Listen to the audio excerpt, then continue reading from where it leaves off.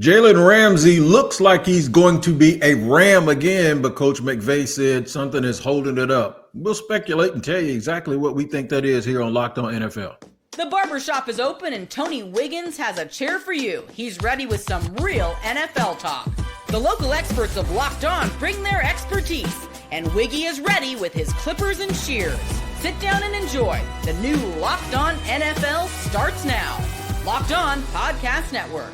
Your team every day. Thank you for joining Locked On NFL. I am Tony Wiggins, the host of the Barbershop afternoon version of Locked On NFL, where we bring you the biggest stories from around the NFL using the help of local experts who know these teams better than anybody else. And we'll get to that today here with Chris Carter on a Thursday like we always do. Chris Carter of the Pittsburgh Post-Gazette. Go ahead and wave to him, Chris. Say what's up to the people, man. Well, what's up, everybody? Always happy to join y'all here on a Thursday. It's Juneteenth, but we still out here bringing y'all some content. Out here getting it in. That's right. Okay, I'm going to let you know what we're going to do in just a second, man. But first, I got to tell you that wherever you get your podcast, make sure you tap into that location, whether it's audio or video. We will be there, giving it to you each and every day on the Locked On Podcast Network, because it is your team every day. We always thank you for making us your first listen. Let me tell you where we headed. At the end of the show, we'll discuss, amongst other things, Chiefs got their weapons again. Uh-oh. In the middle of the show, we'll revisit an Abdul Carter conversation that we had because Patricia Traynor up with Locked On Giants says he looks like the real deal. But we're going to lead talking about Jalen Ramsey to the Rams, and they got a co-star in this, and it's the Miami Dolphins. So this entire first segment is about Jalen Ramsey and the Miami Dolphins. Of course, there was a report that comes out that Jalen Ramsey is going to be traded. I think he's going to be traded to a contender.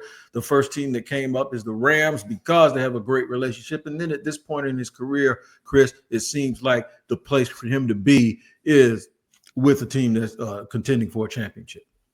I think it makes a lot of sense. Also, when you look at the Rams situation, they need a cornerback. Like they need one. Their starter projects to be Ahkello Witherspoon and Darius Williams.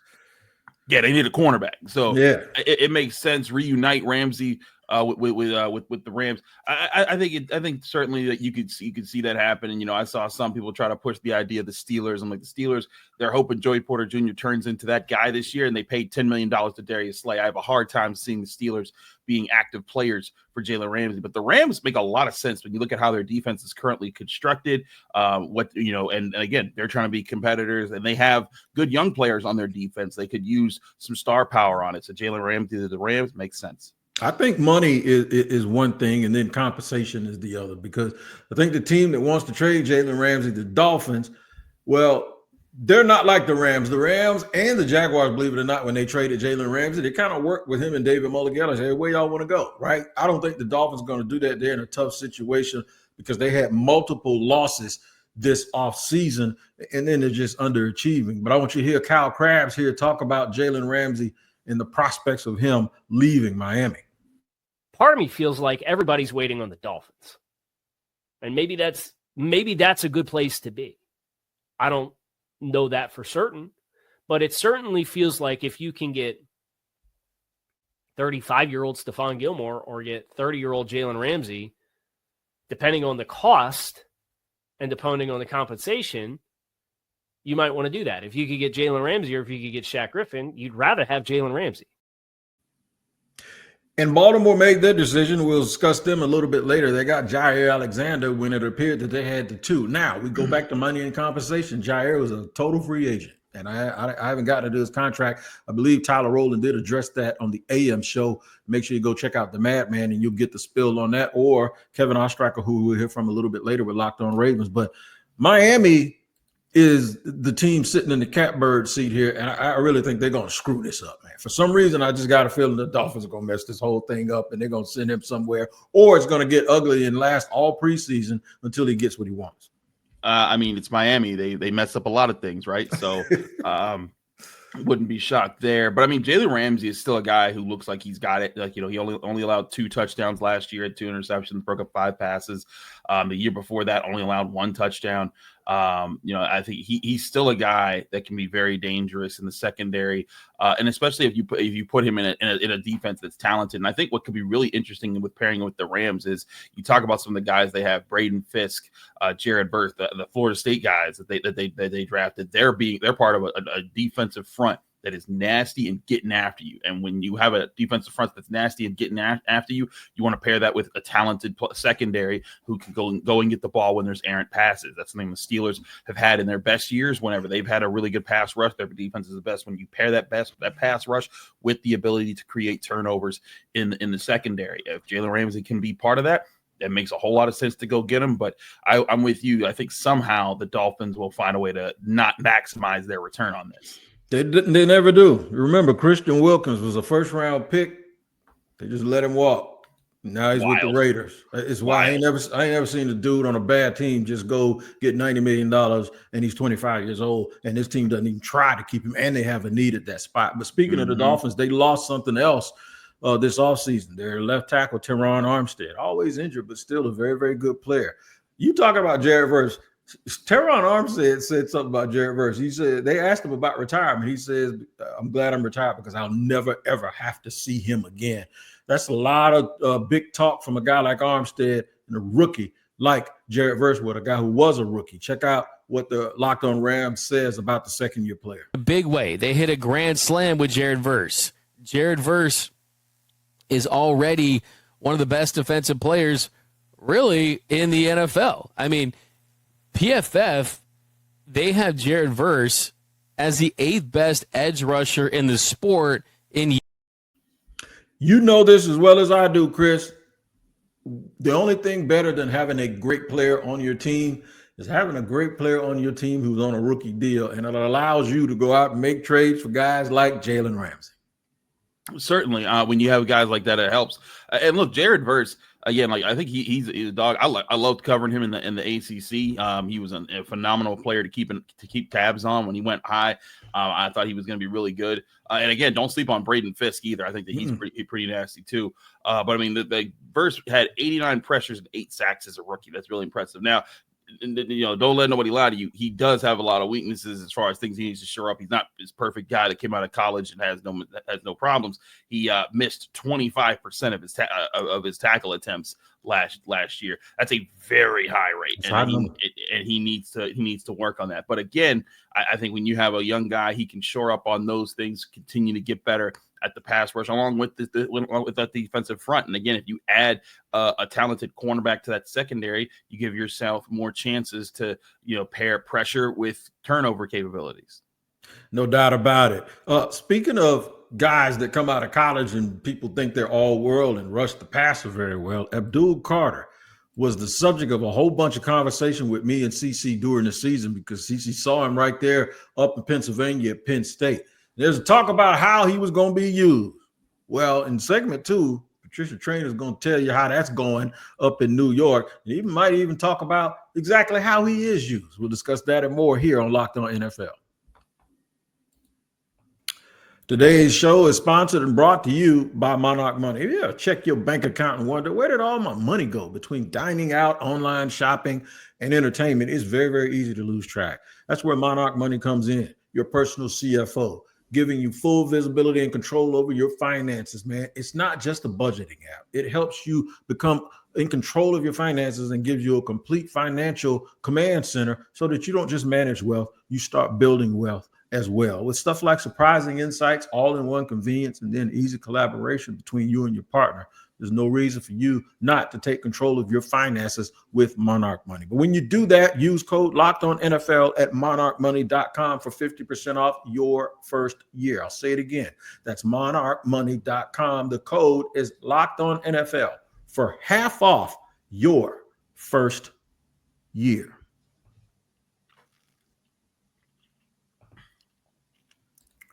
All right, Chris Carter, we're moving along here on Locked On NFL. Talked a lot about the Rams and the Dolphins in segment number 1.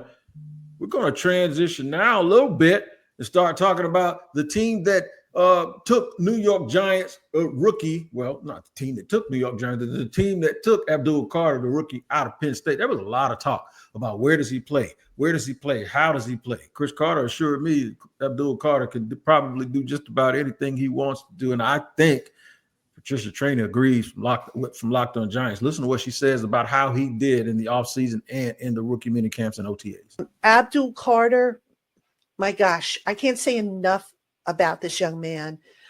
They line him up everywhere, outside, on 4-eye, inside linebacker. He's all over the place. And the thing about Abdul Carter, and we saw this a lot with the 11-on-11 drills, he is so fast off that snap. I mean, before an offensive lineman even gets out of his stance, Abdul Carter is past the guy. Chris Carter, you've been around this and covered and seen talented players. This ain't even about need. This is just about getting a guy in the building, especially if there's not another special guy on the board when you pick. Nope, you just got to take the best player and it'll figure itself out. No, I agree. Abdul Carter was that guy. You know, if you didn't need a quarterback, you were going to go get this dude. Led the Big Ten. I think he actually led all of Division I football. 24 tackles for loss. Got after the quarterback, 12 total sacks last season. Just whenever he was on the field for Penn State, you had to know where he was at all times. And when you get a guy like that in the draft, you're going to have a lot of opportunities to make him a playmaker. And like Patricia said, he can line up in several different places. He's extremely talented.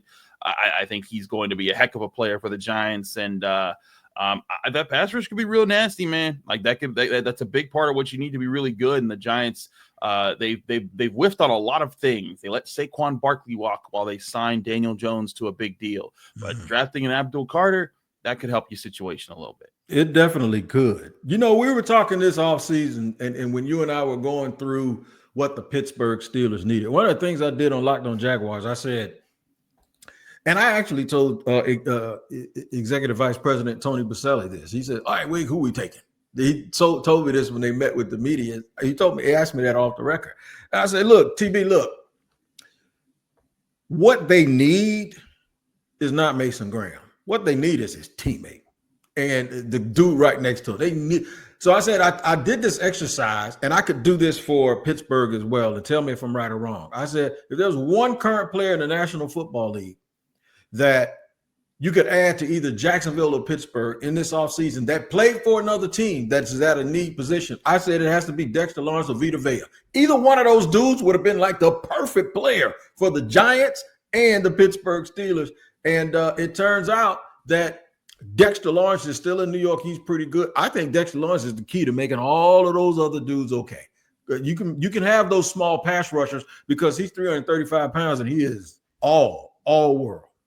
Yeah, I think that's the thing is that when you put together this line of what it could be, you see potential for this Giants team to rock. But they got to fix a whole lot of other things. The quarterback situation is still a mess, but getting the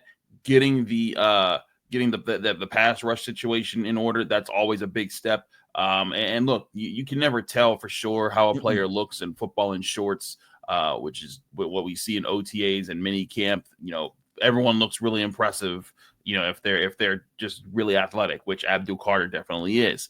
But the question will come, how does he look when them pads go on? How does he look when the preseason gets going? And then how, of course, does he look when the season gets going and teams start to adjust to what he likes to do? That often tells you how good a player is going to be. But again, all good signs. He's healthy, moving well, and being positioned in several different spots in the Giants defense. Since I happened to bring up the Steelers in this whole thing, we got to talk about the Ravens. The other day, I did a segment the other day where I lumped y'all together, and I told Ostrach about it, and I think Ross probably sent it to you too. Very, very good. I thought they were both two teams that really people might try to act like they're forgetting about. And one of the reasons I think people root against the Ravens, and not Steeler fans, y'all have an organic reason to root against the Ravens. People just want to see, they want to make up things about Lamar as if he's not a good leader, if he's this and he's that. Leadership looks different. It depends on who is the one that's trying to do it. I remember Jeff Kent and Barry Bonds, they both used to yell at their teammates, but for some reason, Barry Bonds was labeled the bad guy for yelling at his teammates. I've seen Peyton Manning yell at people before. Lamar Jackson might be getting a little bit of a bad rap too, because he gets on players a little bit, but Kevin Oestreicher says it's all constructive. Check this out. When Lamar criticizes, by the way, it is not with the intent of showing a guy up or making that player or person or his teammate feel bad. Lamar criticizes with intent. It's constructive criticism, and truly it does feel that way. But he does it to make his team better and to make sure that his guys are on the same page with him, right? There are different types of leadership styles. We know that Lamar has become a lot more vocal every year as the Ravens starter. And it's stuff like what Zay Flowers is saying here, where Lamar's already doing it, right? He'll come in and talk to us about meeting after, and he wants to do a lot of that more now. Like, it's just upping the intensity level. It's upping the progress and really the preparation that he wants to do with his teammates this year. There's nothing wrong with someone changing and going more in that direction, because it's not because I think the window's closing. I think the Ravens are going to be, their windows are wide open for a long time. I think, though, Chris, it's because he realizes just how hard it is, just how good you have to be all the time. They've come very, very close to advancing in the playoffs on multiple occasions, and it's always something very, very small that keeps them from getting there. I think all the kid is just doing is trying to get over the hump of that little thing. Look, leaders challenge people. They hold themselves accountable, but they hold others to be accountable. And that's what you're supposed to do, right? I can't tell you how many times I think the teams have gotten better because of the best player on the team, or one of the best players on the team, addresses other people. And there's nothing wrong with that, especially when you're trying to get, things right.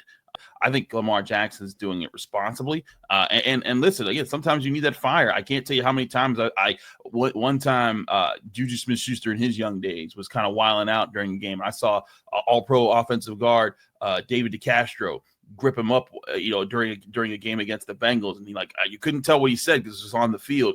And when he brought him in close and he said something and he threw him away. And it was a public site, and everyone could see it. That was in the stadium, but you saw Juju Smith-Schuster collect himself, come back, and he stopped goofing around in that play. And that's not to single him out. I've seen people over the years do that kind of stuff around the Steelers. It's what leaders are supposed to do. So yeah, I feel like if Lamar Jackson doesn't say anything, he's not leading. If he does say something, he's leading too much. Yeah. I think that's kind of ridiculous. The only thing Lamar Jackson can do that will temporarily silence people that try to make up these narratives about him is win a Super Bowl, which he has to get to one still. And I think that certainly that, but I honestly, I still think that the biggest reason he hasn't won a Super Bowl is not him. It's just the Ravens situation around him hasn't, like you said, it's hard to win a Super Bowl, man. Dan Marino, never won one, man. There's a lot of great players who have never finished with a Super Bowl victory in their resume. It takes a lot of circumstances to go your way, and so that's why I don't put too much of that on Lamar Jackson. Just like we shouldn't put too much of it on Josh Allen. That's right. We sure shouldn't. And both of those guys have something else in their way. We about to discuss that too. That's Patrick Mahomes and the Chiefs. And they ain't going nowhere despite everybody thinking, okay, they finally slayed the dragon. Yeah, okay. All right, we'll see. They got a whole bunch of weapons back. We're going to talk about that in just a second here on Locked On NFL.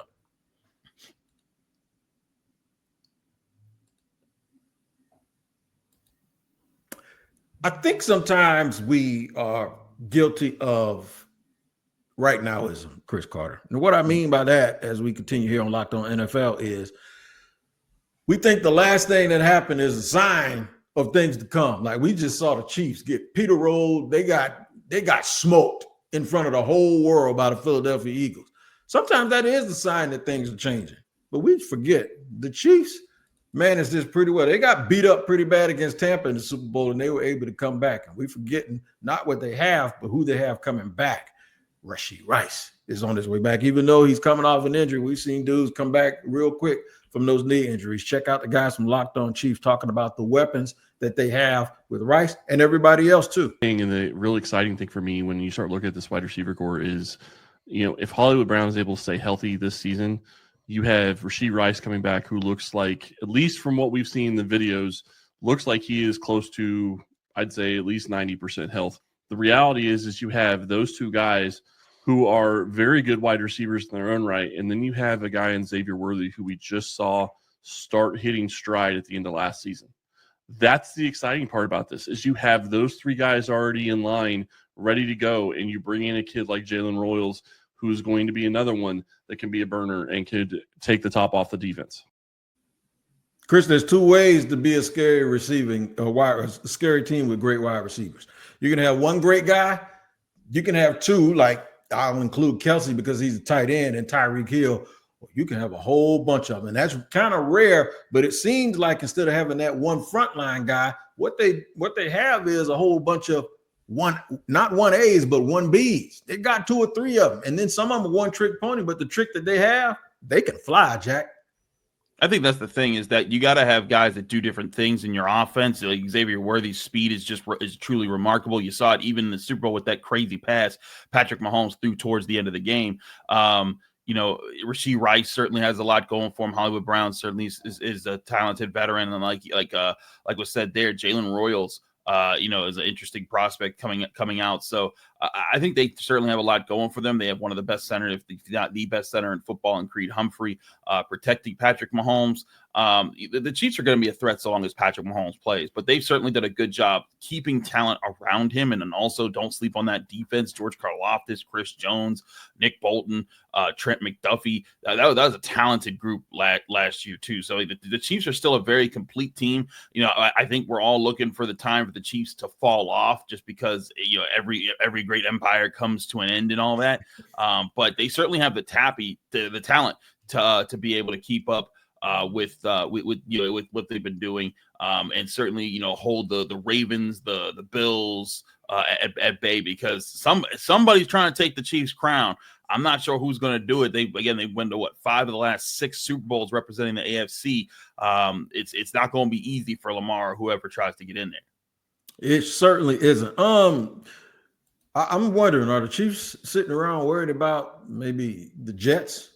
Nah, I ain't worried about no Jets. The Jets are worried about other people, though. Not really worried, but the Jets, I guess you got to be motivated about something. Sound like they're looking forward to a little matchup with your team on week 1, Chris. We're going to hear from Butchko up at Locked On Jets, but I'm going to talk about 2 games y'all have that are on my 5 games. When I say y'all, I mean the Pittsburgh Steelers. 5 games. If I had to pick my top 5 that I'm looking forward to just for drama outside of the Jacksonville Jaguars, Pittsburgh's involved in both of them. Listen to John Lee Butchko talk about the Jets opener. It's official. The Jets will face Aaron Rodgers in week 1. After a long offseason of speculation and indecision, Aaron Rodgers has agreed to join the Pittsburgh Steelers on a 1-year contract. And wouldn't you know it, the Jets' opening day opponent in 2025 is those Pittsburgh Steelers. Of course, the Rodgers angle will dominate media coverage heading into week 1. He was the Jets quarterback last year, and he has been openly critical of the way Aaron Glenn and the Jets handled his departure this offseason. Then there's also the Justin Fields storyline. Fields was Pittsburgh's opening day starter last year, and he'll be facing his former team as Jets quarterback in week 1. But the important thing for the Jets is not the quarterback storyline. It is about Aaron Glenn getting this era off to a good start. Aaron Glenn showing that it is a new era. Aaron Glenn showing that the Jets are going to play credible football. And there's no better way to do that than a week 1 win, whether they're facing Aaron Rodgers or somebody else. For more on the Jets, tune into the Locked On Jets podcast, part of the Locked On Podcast Network, your team every day. Ooh, you heard Butchko. You heard what he said. You shaking in your boots up there, Chris Carter, worried about the Jets in week 1. I know you scared. I mean, I'm not sure if I'm going to New York to cover that game yet, but it doesn't matter to me when it loses. But I think it's going to be interesting to see that. Certainly this was another sign when I kept saying, from the month leading up to this, I'm like, guys, the Steelers are going to sign Aaron Rodgers. Like I think it was after late March, I was like, oh no, they're signing him. It's like pretty much the ones he visited and went away, and I was like, okay, this is pretty much a done deal. And then when the NFL scheduled the Steelers and the Jets for week 1, they knew. The league, they absolutely knew. Dude went off and got married or something. That's what he was doing. They knew what was going on, right? So they knew what was going to happen there. So I think it's going to be interesting to see how Aaron Rodgers, is received when he comes back to New York, and also how he's received in Pittsburgh. I'll admit, there is a split fan base here. There's some people excited about having a 4-time MVP quarterback. There's a lot of fans that are just like, I don't know if I like this guy. He's been in the center of a lot of attention away from the field, and there's a lot of things that he has going on. both in and outside of football. And so there's some people who have been very split about Aaron Rodgers. One thing is going to be sure is that he's going to bring the spotlight. I covered his first day of mini camp, and I got to the facility early to make sure I got a parking spot. And let me tell you, I saw every reporter, national person. I was like, well, you guys don't come here unless like there's a national story going on. Yeah, what y'all doing here? Yeah, I was like, what y'all doing here on this nice Tuesday morning here in Pittsburgh, Pennsylvania? So it's certainly going to be interesting covering it throughout the season and how it is. I mean, it was so funny. Like, for weeks we asked Steelers players about like, oh, so how excited are you to see if Aaron Rodgers does sign and and they're just like, oh, yeah. But then like when he was there, you could talk to players and like, yo, no, like that's Aaron Rodgers. Yeah, like, there is a realization. I even had a moment myself. I'm like, that's that guy I've been watching for the last 18, 20 years of my life play football at a very high level. So there is that kind of wow realization there. That happens with Aaron Rodgers when he's in your face. But hey, the Jets felt that too, and it didn't go too well for him. So we'll see how it goes in Pittsburgh. All right. So you said you watched him win those MVPs and all of that, and I did mention 2 games. There's another game in October where the team that he won all of those MVPs with and made you go, wow, they're gonna come into your stadium with cheese heads on and terrible towels. You have to separate. You ain't gonna know who's who. Are you excited about that game in October? And tell me what you think those media people were there Tuesday or that Tuesday. You wait till this week. That week happens. Packers Steelers in Pittsburgh is going to be a really, really interesting thing. Funny enough, the Packers have not beaten the Steelers without Aaron Rodgers, I think, ever. Well, not ever, but like in the Mike Tomlin era. You look back to the times, the 2 times they've beaten the Steelers in the Mike Tomlin era was the Super Bowl 45 when Aaron Rodgers went off, and then again in 2021 when they faced him with old man Ben Roethlisberger. But every other time, so that's going to be an interesting, rubber meets the road there for these 2 teams. It's going to be interesting to see, how things go on. And the Steelers and Packers are 2 of the crown jewel franchises of the NFL. It's certainly it's going to be interesting. It's a Week 6 matchup. So, like, if the Steelers are 5-1, everyone's going to be all over. If they're 5-1 or 4-2, everyone's going to be like, "Oh man, this is a showdown for everything." And Jordan Love, Aaron Rodgers, let's go. It's going to be all that. But even if they're like 2-4, 3-3, people are going to be talking about it's going to be the narrative the other way around. Like, I don't know, man. Like, is this the last legs for Aaron Rodgers? But either way, yeah, that's gonna be a huge one. No doubt about it. It's always a huge one here on Locked On NFL because that's what we do. It can get even bigger when you're smarter. And by being smarter, I mean knowing your rosters and every other roster, all 90 players. The way to do that, check out Locked On NFL Scouting with Kyle Krabs, who you saw early, and Joe Marino. They do a fabulous job. I tell you what, I think I'm smart, and then I watch that and I realize I'm not as smart as I think I am. And you can do the same thing at Locked On NFL Scouting. Make sure you check that out wherever you get your podcast, whether you watch or listen, it'll be there. Make it your second listen each and every day. Chris Carter, happy Juneteenth again to you, man. Thank you for joining us. We thank all of you for joining us too for 30 minutes here on Locked On NFL. We'll see you next time. Take care. Enjoy your day, and we'll see you here tomorrow on Locked On NFL.